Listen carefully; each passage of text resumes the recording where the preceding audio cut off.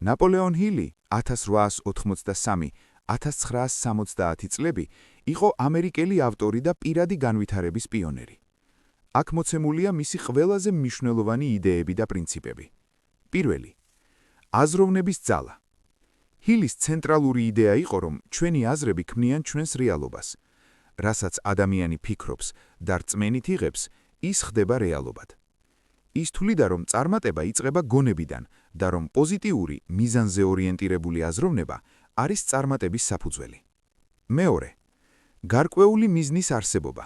Definiteness of purpose. ჰილი ხას უსვამდა, რომ წარმატებული ადამიანები ყოველთვის იციან, რა სურთ და აქვთ მკაფიო, დეტალური ხედვა თავიანთი მიზნების შესახებ. გაურკვევლობა არის მარცხის ერთ-ერთი მთავარი მიზეზი. Mastermind ჯგუფის პრინციპი. ეს არის ერთ-ერთი ყველაზე ძლიერი კონცეფცია, ორი ან მეტი ადამიანის ალიანსი, რომლებიც მუშაობენ ჰარმონიაში საერთო მიზნის მისაღწევად. ჰილი თვლიდა, რომ ასეთი კოლაბორაცია ქმნის სინერგიას და ძალას, რომელიც აღემატება ინდივიდუალური ძალისხმევის ჯამს. რწმენა და თვითშეგრძნება. ჰილი გვასწავლიდა, რომ უნდა გვჯეროდეს საკუთარი შესაძლებლობების და გვესმოდეს ჩვენი ღირებულება. თვითშეგრძნების არარსებობა ხშირად აფერხებს ადამიანებს წარმატების მიღწევაში. გაგრძელებადი მოქმედება და შეუპორობა.